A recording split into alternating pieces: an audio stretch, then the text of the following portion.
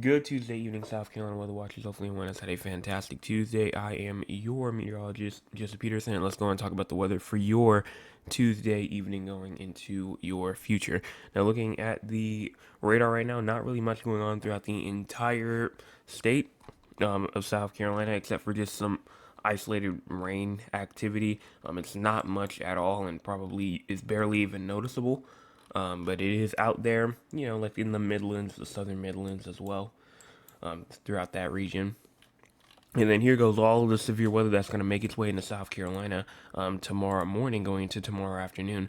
You can see just this shower and thunderstorm activity that's stretching all the way just to the west of Birmingham, going towards Montgomery, as well as up there outside of Huntsville, Alabama, and down into Crestview and Pensacola, Florida, as well. And that's not only doing that, but also bringing some rain and some windy condition throughout Kentucky, Tennessee, Indiana, Illinois, Ohio, as well as Michigan. Getting some rain and some freezing rain. We also do have some rain going on over there inside of Wisconsin, and then some blizzard-like conditions going on inside of Iowa as well as Nebraska, and up there in Wisconsin getting some snow. So this storm just overall is huge. Going to be bringing heavy winds pretty much to this entire region right here. You can see this entire region right here probably going to get gusts, 40 to 50 miles per hour or so. And if, if if they're not going to get the gusts now, that means they've already received it. Um, but that's going to continue. We also do have some rain all the way up there inside of the northwestern United States. We also do have some more storms going on in Arkansas as well. Here is your cloud cover. Cloud cover covering the entire state of South Carolina, so there is no way you're seeing any sort of clear sky out there. Here is your current cloud cover going into your future. Cloud covers, obviously, you can see right now as you go on and push through. This is tomorrow morning right here at around 9 o'clock in the morning. The entire state still covered with cloud cover. But as the day moves on, cloud cover will start to get a bit more isolated. And then as you get into tomorrow night, it's around 9 p.m. tomorrow night. There is some cloud cover going on, pretty much again scattered throughout the entire state, mostly cloudy, but there are some spots here and there. Going into now, this is around, I think it's around Thursday morning right here. Cloud cover still for the Low Country PD region. And as we get through the day going into Thursday night, look at Thursday night, nice and clear, nice and clear. Here's your current temperatures right now: 62 in Columbia, as well as 61 in Chapin, 62 in Gilbert, as well as 61 in Saluda, 61 in Edgefield, as well as 61 in Winsboro, 62 in Bishopville, as well as 61 in Florence, 62 in Sumter, 61 in Manning, as well as 62 in Georgetown. We also do have 62 in Somerville, 62 in Charleston, and 61 at Moncks Corner, 64 in Beaufort and Hilton Head Island, as well as Ridgeland. Going up here into the PD region, we do have 61 in North Myrtle Beach, as well as Myrtle Beach and Conway, 59 in Loris, as well as 61 in Marion, up inside of the upstate of South Carolina, 59 in Greenville, as well as Spartanburg, 59 in Gaffney, York, and Rock Hill, as well as Clemson, Anderson, Pickens, and 57 in Walhalla. Going into your low temperatures for tonight. Low temperatures for tonight: 55 in Greenville, as well as 56 in Spartanburg, 56 in Anderson, as well as 56 in Greenwood, 57 in Newberry, 59 in Aiken, as well as 58 in Columbia, 59 inside of Orangeburg, as well as 59 in Barnwell, 58 in Walterboro, 60 in Hilton Head Island, as well as 59 in Charleston, 57 in Moncks Corner and Kingshire, as well as 58 in Georgetown and Myrtle Beach, 57 in Dillon, and 58 in Florence, as well as 57 in Sherrod, 59 in Sumter. Here is your forecast precipitation from now until 7 o'clock p.m. tomorrow night. And overall, this is the accumulation that our storm going all the way from tonight into tomorrow afternoon/evening will bring. Overall, half an inch to an inch possible pretty much for the entire state of South Carolina, except for some regions down there inside the low country, the Walterboro, Charleston, Hilton Head Island, quarter of an inch to a half an inch. But everyone else, inside of like the darker green, and even Columbia actually as well. Columbia is also included in that quarter of an inch to a half an inch. But it's really just surrounding the big areas where where it's starting to dip a little bit. Now, that's probably completely coincidence, but still, interesting. If you want to see your exact location, though, you can look at the map that I have on the screen. And then overall, it maybe 1 to 2, maybe even an isolated 3 inch is possible, going all the way up there towards the South Carolina, North Carolina border as well, up there just to the north and west of Greenville. And that's pretty much going to go on and wrap up our accumulation. So let's go on and talk about the SPC outlook. This is tonight right here. Tonight we do have a marginal risk of severe weather for the Greenville, Anderson, and Clemson regions as well. This is pretty much just a damaging wind threat that goes pretty much from now until the line makes it there later tonight. That is why we have that marginal risk. Winds of up to 40 to 60 mile per hour are possible inside that region right there. And that's just for tonight, though. Also, some thunderstorms possible, Rock Hill, Columbia, Aiken. But this is tomorrow.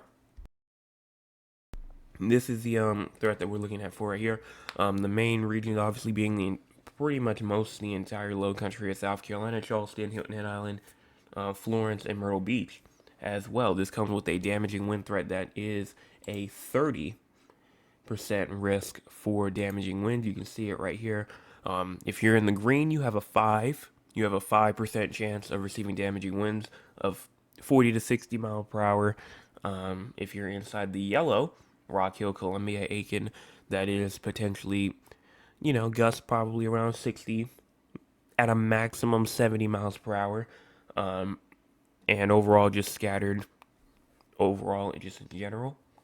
And if you're in the orange, which is the highest region for any sort of severe weather, that is the potential for, you did hear me correctly, by the way, hurricane force of up to 75 mile per hour winds or higher than that.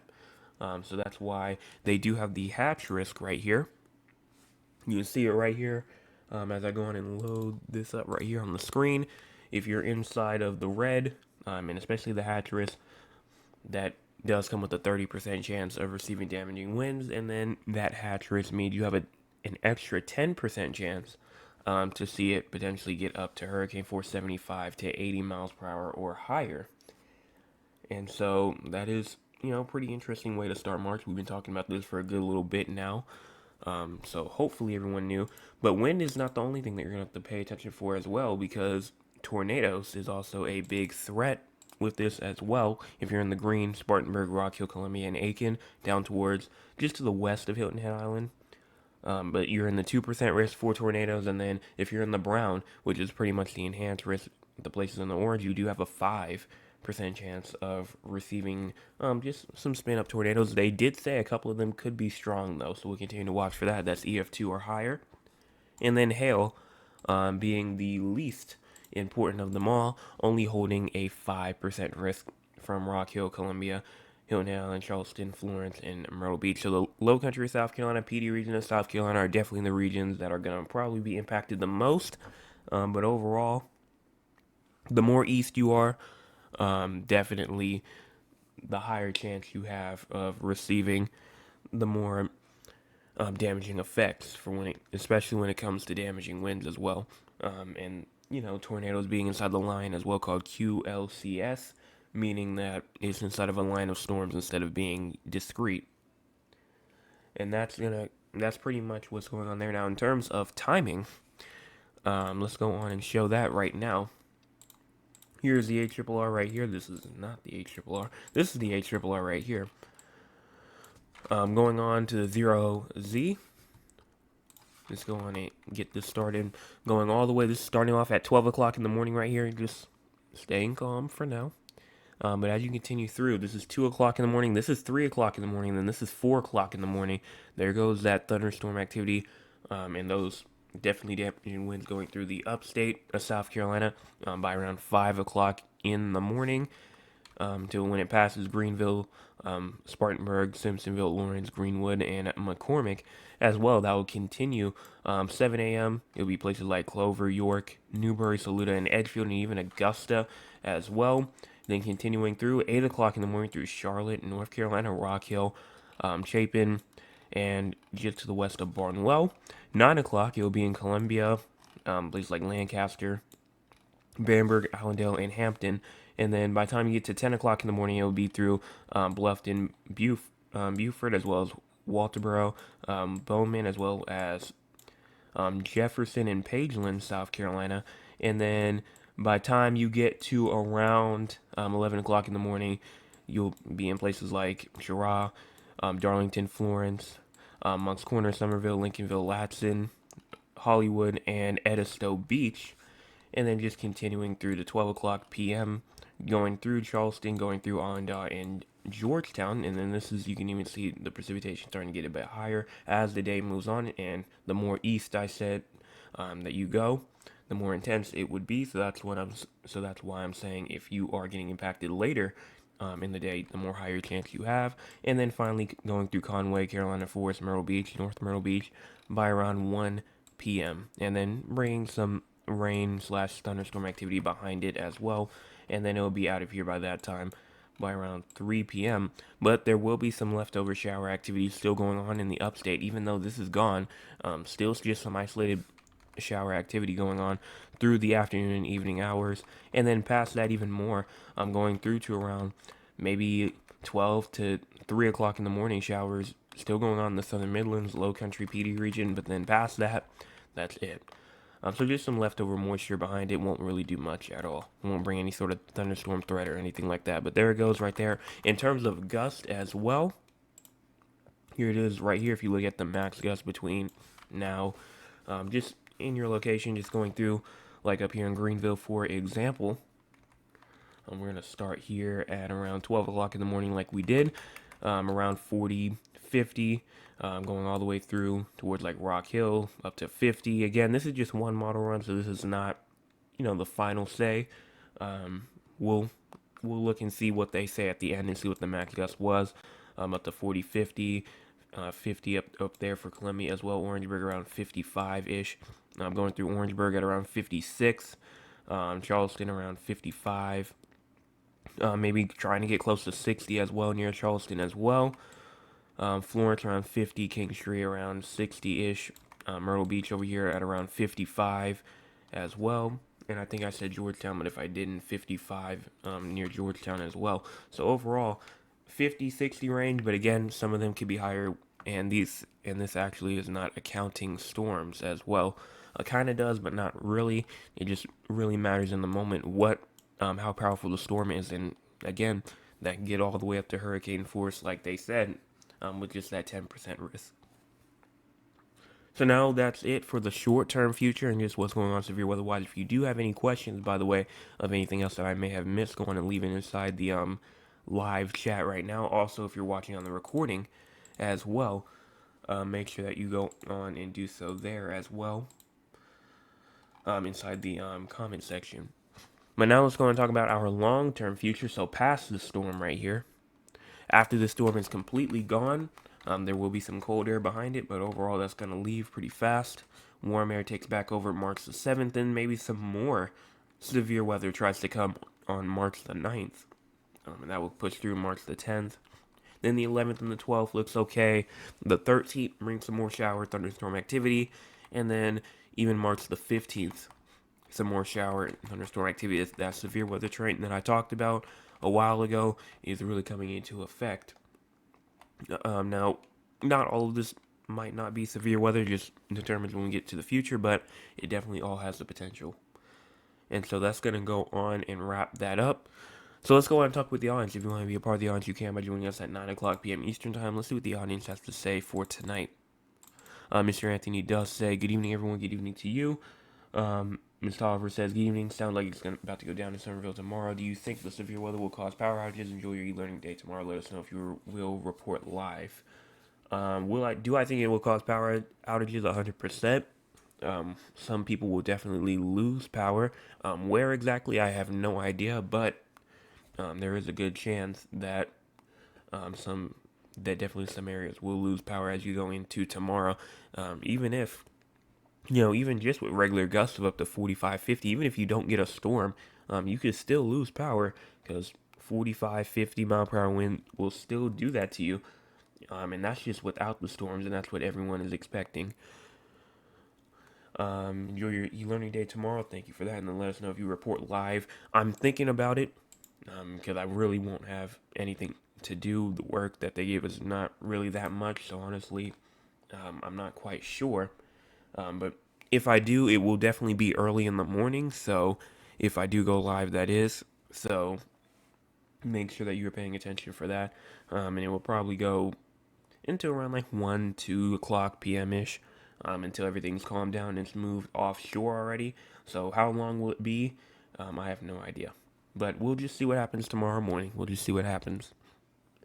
Um, that says Gideon Joseph, it was super windy here. It was so windy it kept setting off my door alarms. All in all, it was still nice and warm though. I believe the winds got up to around 20 to 30 miles per hour. I possibly higher. Um, because I'm pretty sure they were saying gusts of up to 45, 50 miles per hour. So honestly, it could have been higher than 20 to 30. But you know that you do have some underestimating or some underestimate winds going on. It is possible.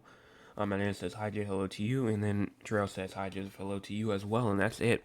So let's go on and talk about San Antonio and Raleigh now. Speaking of San Antonio, low for tonight 53, as well as the high for tomorrow 75. Low for tomorrow night 44, and the precipitation should be none. There is no precipitation expected for the next, pretty much from now until tomorrow night, and for the foreseeable future so far. Raleigh, low for tonight 56, high for tomorrow 69, and then low for tomorrow night at 42. Precipitation, severe thunderstorms tomorrow as well, just like for South Carolina. Raleigh does have a risk for severe weather as well. That is for um, pretty much for that damaging wind threat as well. Also has a chance of 30% risk for damaging winds as well. And some of them, again, in that 10% hatch risk, meaning that some of them could potentially be hurricane force. Severe hail, only a 5% risk. So overall, small hail is possible, but isolated large hail cannot be ruled out. And then tornado threat. Also, inside that 5% risk, so some scattered tornadoes are possible. A couple of them could be strong. And that's it for that. San Antonio does not have a risk for any sort of severe weather, even though you are just getting over a fire weather advisory or a red flag warning. And that's going to go on and wrap up both of their forecasts. Let's talk about what's going on throughout the entire United States.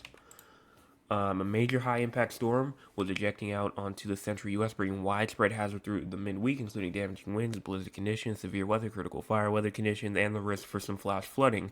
Severe thunderstorms and heavy rainfall will move across the eastern seaboard during Wednesday, and another potent storm will approach the west this week. So overall, a lot going on. Pretty much the entire state of South Carolina is under a wind advisory for gusts of up to 45, 50 miles per hour, and even the coastal region as well of Charleston County also under a high surf advisory as well. And other than that, that's pretty much all that I see. We talked about the blizzard condition. We talked about the red flag stuff going on. We talked about stuff going on inside of Alabama and Mississippi, and even northwestern Florida over there on the Panhandle as well, where there is severe weather going on there. Maybe some flooding going on western New York, a flood watch up there, and then some winter weather possible up there in northeastern Maine. And other than that, I don't see anything else that's really important. So let me check the chat one more time. I don't see anything else. If you have not voted inside the poll, make sure that you do so. And right now, it's neck and neck, 50-50. I asked, are you ready for severe weather tomorrow? 50% says yes, while 50% says no. If you aren't prepared yet, I recommend you do so because rather that be just out securing outdoor objects or bringing stuff inside of a garage or just inside in general. I'd recommend doing that, especially tomorrow morning, because even again, like I said, even without storms, gusts can still get up to around 50 miles per hour, and that will definitely still do some stuff and still do some damage either way. So make sure that you are prepared for that as well. Also, wildfires still going on throughout the state as well. The Carolina Forest wildfire, the most prominent one, still being the most prominent and still being strong out there. Not in a good way, but it's still going on. Also, just some other ones here and there. Berkeley County up there inside of Greenville as well, having some. And overall, everything else has kind of calmed down a little bit more. But that's pretty much going to go on and wrap that up. And I don't really see anything else, so we're going to go on and end this here. Again, if you have any more questions or anything like that, go on and leave it inside of the chat. And I will be here for about like another 5 minutes to see if I see anything else. I will be back tomorrow morning. Not quite sure if I'll be live or not. If I am live, there probably will not be a Wednesday morning forecast update because I would want to make it more aligned with, the recent updates, and I don't want to give an old forecast or anything like that, especially with a severe weather day like this to where I don't know what's going to happen next and what they're going to do. So if one does come out, it's going to be pretty up to date. So everyone have a fantastic rest of their Tuesday evening. I'll be back tomorrow morning. Everyone have a fantastic Tuesday night. And prepare if you have not already. Hey, yeah.